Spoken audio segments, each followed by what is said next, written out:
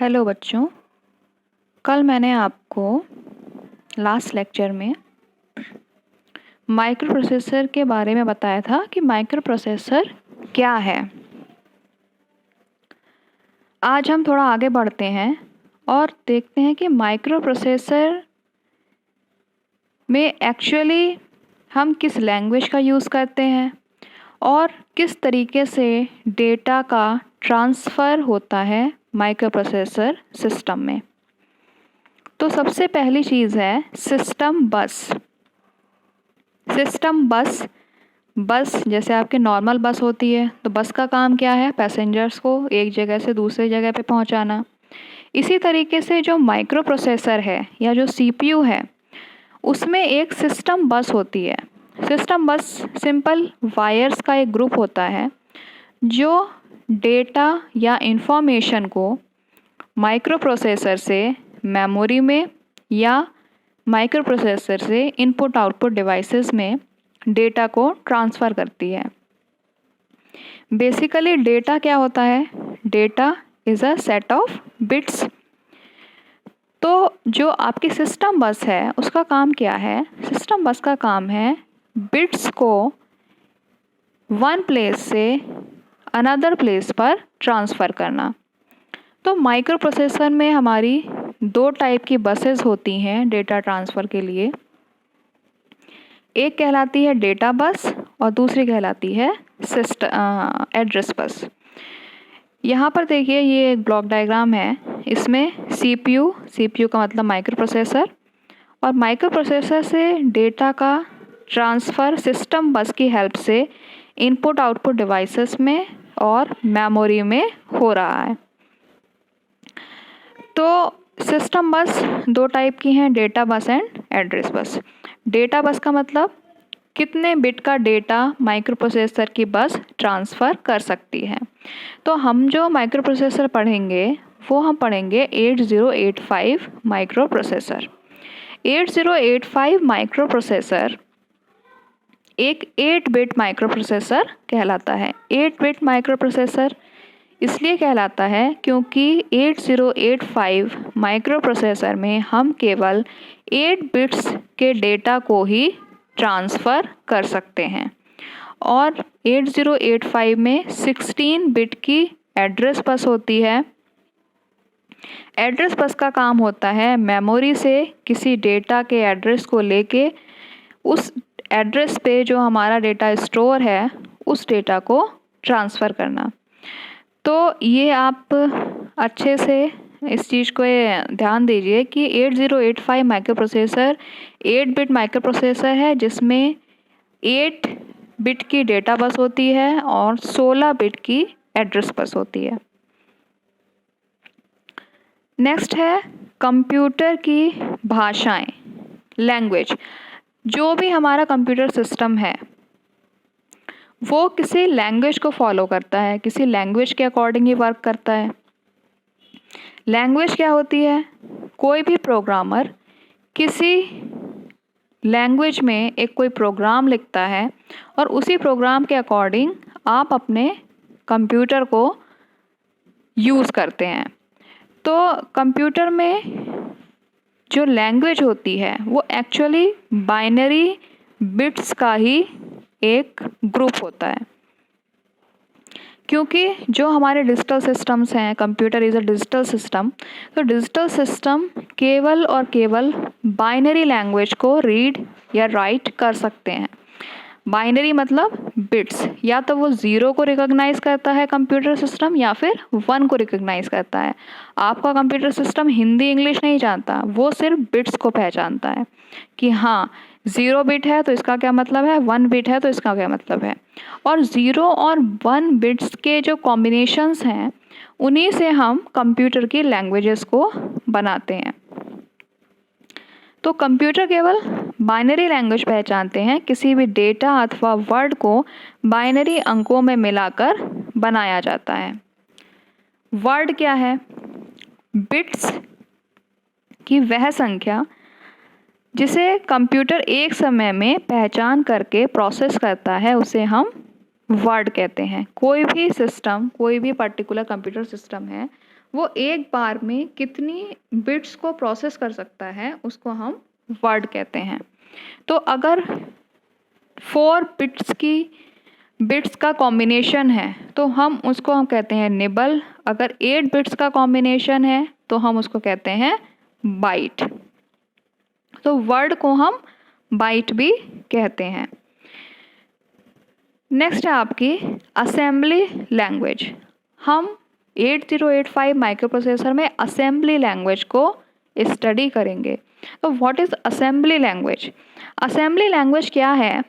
मैंने आपको बताया कि कंप्यूटर जो है हमारा वो केवल और केवल बाइनरी नंबर्स को रीड कर सकता है।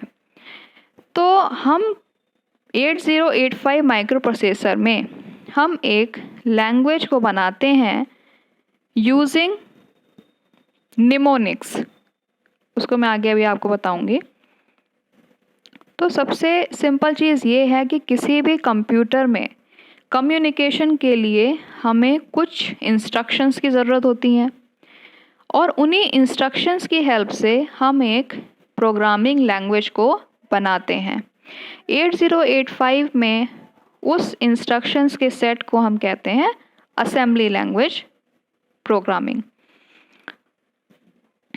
तो कंप्यूटर से कम्युनिकेशन के लिए इंस्ट्रक्शंस मशीन लैंग्वेज अर्थात बाइनरी लैंग्वेज में दी जाती हैं, परंतु प्रोग्राम को बाइनरी लैंग्वेज में लिखा जाना कठिन है क्योंकि ऐसे प्रोग्राम में एरर होने की संभावना रहती है। अतः कंप्यूटर डिज़ाइनर्स ने बाइनरी इंस्ट्रक्शन को प्रदर्शित करने के लिए इंग्लिश लाइक लैंग्वेज में वर्ड्स का डेवलपमेंट किया है और ये लैंग्वेज असेंबली लैंग्वेज कहलाती है।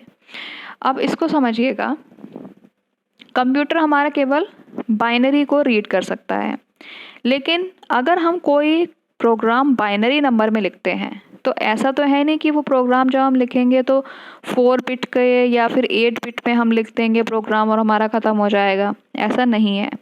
कोई भी प्रोग्राम, मान लीजिए कोई इंस्ट्रक्शन हो सकता है आपकी 16 बिट की हो, कोई 32 बिट की हो। तो जब आप ऐसे अगर बाइनरी में कोई प्रोग्राम डिज़ाइन करते हैं तो 0 और 1 की वजह से उस प्रोग्राम में एरर होने की पॉसिबिलिटी बहुत ज़्यादा हो जाती है। तो उस एरर की पॉसिबिलिटी को रिमूव करने के लिए कंप्यूटर डिज़ाइनर्स ने एक लैंग्वेज को बनाया है, उस बाइनरी कोड को करस्पॉन्डिंग इंग्लिश लाइक लैंग्वेज में कन्वर्ट करके उस इंग्लिश लाइक लैंग्वेज का जो सेट है उसको हम 8085 का इंस्ट्रक्शन सेट्स कहते हैं या हम उनको निमोनिक्स कहते हैं। तो निमोनिक्स की हेल्प से हमने असेंबली लैंग्वेज को डेवलप किया है। तो जैसे आप सोचेंगे कि निमोनिक्स क्या है, तो निमोनिक्स जैसे आपने एडिशन करना है तो एडिशन के लिए एक इंस्ट्रक्शन है ऐड, एडिशन विद कैरी तो ADC। तो इस टाइप के ADD, ADC ये जो वर्ड्स हैं ये वर्ड्स कहलाते हैं निमोनिक्स। फॉर एग्ज़ाम्पल कोई हेक्साडेसिमल कोड है 00111100। ये एक 8 बिट कोड है जिसका हेक्साडेसिमल इक्विवेलेंट है 3CH। 0011 मतलब 3 एंड 1100 मतलब आपका 12। ठीक है, तो 3CH इसका हेक्साडेसिमल कोड है।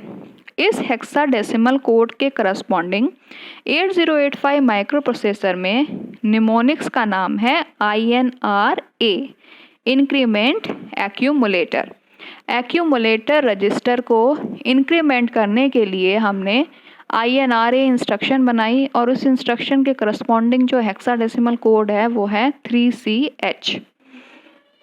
तो यहाँ पे जो INRA है दिस इज़ अ निमोनिक्स। तो इसी तरीके से आपका 8085 का पूरा इंस्ट्रक्शन सेट है, उसमें आपको हर एक इंस्ट्रक्शन और हर एक ऑपरेशन के लिए एक पर्टिकुलर इंस्ट्रक्शन दिया गया है और उन इंस्ट्रक्शंस जब तक वो इंस्ट्रक्शन आपको नहीं पता होंगे आप 8085 की प्रोग्रामिंग नहीं कर सकते हैं। तो सबसे पहले आपको 8085 का इंस्ट्रक्शन सेट पता होना चाहिए जो कि हम आगे के चैप्टर्स में पढ़ेंगे। तो ये है आपकी असेंबली लैंग्वेज जो कि निमोनिक्स की हेल्प से डेवलप की गई है। अब असेंबली लैंग्वेज से हम किस तरीके से प्रोग्राम को एग्जीक्यूट कराते हैं, तो वो दो तरीके हैं। एक तो है आपकी हैंड असेंबली और दूसरा है आपका असेंबलर। हैंड असेंबली में क्या करना है, कोई प्रोग्राम है वो निमोनिक्स की फॉर्म में लिखा होगा, हमें सबसे पहले प्रोग्राम को लिखना है, उसके बाद हर एक निमोनिक्स के corresponding hex code, hexadecimal code को लिखना है, और जब वो कोड हम लिख लेंगे उस कोड को हमें जो आपकी 8085 की किट होती है उसमें एंटर कराना है, और उसके बाद पर्टिकुलर कीज़ को दबा के हमें प्रोग्राम को रन करना है। तो ये हमारी कहलाती है हैंड असेंबली। मैं एक एक करके स्टेप आपको बता रही हूँ। सबसे पहले देखिए, माइक्रो प्रोसेसर या कोई भी प्रोसेसर है वो केवल बाइनरी लैंग्वेज को रीड करता है, ये मैंने आपको बताया। तो असेंबली लैंग्वेज में लिखे गए कोड को सबसे पहले हमें बाइनरी में कन्वर्ट करना पड़ता है, क्योंकि कोई भी जो कंप्यूटर सिस्टम है या सीपीयू है या माइक्रो प्रोसेसर है वो केवल बाइनरी को ही रीड करता है। तो सबसे पहले चाहे कोई भी लैंग्वेज है उसे हमें बाइनरी में कन्वर्ट करना है।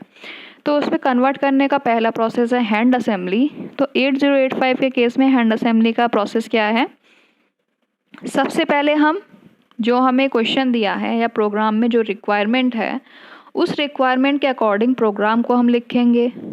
प्रोग्रामिंग आप तभी कर पाएंगे जब आपको इंस्ट्रक्शन सेट पता होगा।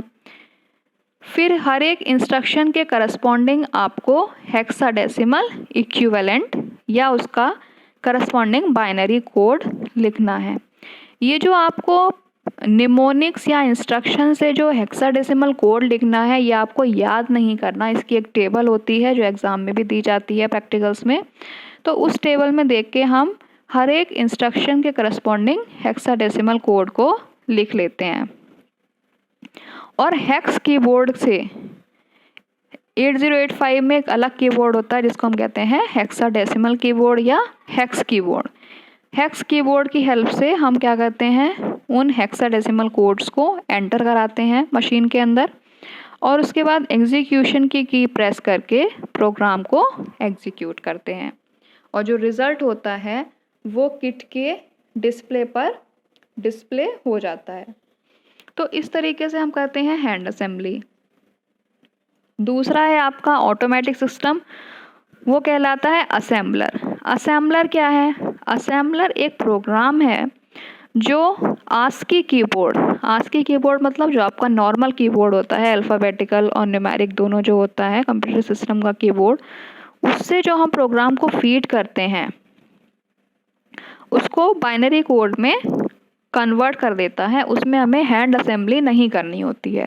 वो एक ऑटोमेटिक प्रोग्राम होता है जो निमोनिक्स को आपके हेक्साडेसिमल कोड में ऑटोमेटिकली कन्वर्ट कर देता है। हर एक माइक्रो प्रोसेसर का, केवल आपका 8085 माइक्रो प्रोसेसर एक माइक्रो प्रोसेसर नहीं है, बहुत सारी सीरीज़ हैं इंटेल की, 8085, 8086, 8088, 8089। तो हर एक माइक्रो प्रोसेसर का एक अपना असेंबलर होता है। जो असेंबली लैंग्वेज है उसमें हम असेंबलर का यूज़ करते हैं, लेकिन जो हाई लेवल लैंग्वेज होती हैं जैसे आपकी सी है, C++ है, जावा है, इनमें आपको कोई भी हैंड असेंबली नहीं करनी होती है। इनके जो असेंबलर या कंपाइलर और इंटरप्रेटर होते हैं वो ऑटोमेटिकली प्रोग्राम को उसके बाइनरी कोड में कन्वर्ट कर देते हैं। लेकिन 8085 या किसी भी माइक्रो प्रोसेसर के केस में हर एक माइक्रो प्रोसेसर की किट का एक अलग असेंबलर होता है जो कि according to instruction hexadecimal code में कन्वर्जन करता है। तो असेंबलर एक प्रोग्राम है जो कि आस्की कीबोर्ड द्वारा फीड किए गए न्यूमेरिक्स को बाइनरी कोड में कन्वर्ट करता है। प्रत्येक माइक्रो प्रोसेसर का अपना एक असेंबलर होता है, क्योंकि प्रत्येक माइक्रो प्रोसेसर के लिए निमोनिक्स मीन्स इंस्ट्रक्शंस तथा मशीन कोड स्पेसिफिक होते हैं। हर एक इंडिविजुअल माइक्रो प्रोसेसर के लिए उसका इंस्ट्रक्शन सेट स्पेसिफिक होता है और उसके निमोनिक्स भी स्पेसिफिक होते हैं। हाई लेवल लैंग्वेज क्या है? वे प्रोग्रामिंग लैंग्वेज जो मशीन पर निर्भर नहीं करती, हाई लेवल लैंग्वेज कहलाती हैं। इसका मतलब क्या है? देखिए, जैसे सी है आपकी, C++ है, ये आप किसी भी सिस्टम पे रन कर सकते हैं।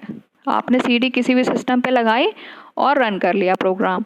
लेकिन जो आपका असेंबली लैंग्वेज है या जो असेंबलर है, जो माइक्रो प्रोसेसर की जो लैंग्वेज है, वो आप हर एक किसी भी किट पे नहीं कर सकते। ऐसा नहीं है कि आपने 8085 का प्रोग्राम 8086 पे रन करा दिया, उसमें ये फैसिलिटी नहीं है, क्योंकि हर एक माइक्रो प्रोसेसर की डेटा बस और एड्रेस बस अलग होती हैं, इंस्ट्रक्शन सेट अलग होते हैं। तो पर्टिकुलर माइक्रो प्रोसेसर के लिए अलग इंस्ट्रक्शन सेट और अलग हेक्स कोड होते हैं, जबकि हाई लेवल लैंग्वेज को आप किसी भी कंप्यूटर या किसी भी मशीन पे रन करा सकते हैं।